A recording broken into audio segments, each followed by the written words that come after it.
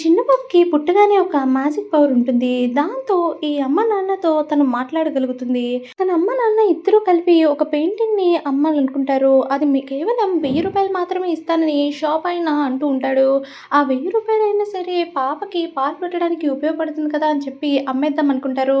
ఇంతలోపే వాళ్ళ అమ్మ, నాన్నకి ఇద్దరికీ ఒక శబ్దం వినిపిస్తుంది. అమ్మ, నాన్న మీరు తొందరపడి ఆ పెయింటింగ్‌ని అమ్మేయకండి. అది 3,000,000 వస్తుంది. ఈ షాప్ ఆయన మిమ్మల్ని మోసం చేస్తున్నాడు అని చెప్పి మాటలు వినిపిస్తాయి. దాంతో వాళ్ళిద్దరికీ అర్థమవుతుంది తన పాపే వాళ్ళతో మాట్లాడుతుంది అని చెప్పి. వెంటనే వాళ్ళిద్దరూ కూడా షాప్ ఆయన దగ్గరికెళ్ళి ఇది 1,000,000 వస్తుంది. ఖచ్చితంగా మీరు మమ్మల్ని మోసం చేస్తున్నారు అనేసరికి ఆ షాప్ ఆయన అస్సలంటే అస్సలు ఒప్పుకోడు. మీకు కాబట్టి తెలిసిన వాళ్ళు కాబట్టి రూ. 1000 ఇస్తానన్నాను అని చెప్పి ఇక్కడి నుంచి పొమ్మంటాడు. అప్పుడు ఆ బేబీ నుంచి మళ్ళీ వాయిస్ వస్తుంది. ఆ వాయిస్ ఏంటంటే షాప్ ఓనర్‌కి వినిపిస్తుంది. మీరు మా అమ్మ నాన్నని మోసం చేయలేరు. మోసం చేస్తే ఖచ్చితంగా మీకు బ్యాడే జరుగుతుంది అని చెప్పి. అంత చిన్న పాప నుంచి మాటలు రావడంతో అతను చాలా భయపడి అవునవును బై మిస్టేక్‌గా రూ. 1000 అని చెప్పాను అని చెప్పి వాళ్ళకి రావాల్సిన డబ్బులంతా కూడా ఆ షాప్ ఆయన వాళ్ళకి ఇచ్చేస్తాడు. ఇంతలోపే షాప్ నుంచి బయటకు వెళ్ళిపోతుంటే మళ్ళీ ఆ చిన్న పాప నుంచి మాటలు వినిపిస్తాయి వాళ్ళ అమ్మ నాన్నకి.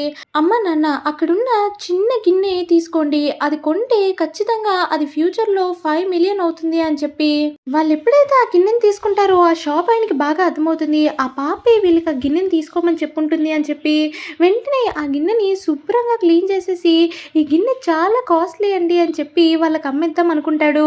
కానీ వెంటనే వాళ్ళిద్దరూ కూడా అది జస్ట్ మీరు పాడేసింది, మీరు మమ్మల్ని మోసం చేయలేరు అనేసరికి ఆ షాప్ ఆయనకి ఏం చేయాలో అస్సలు అర్థం కాదు.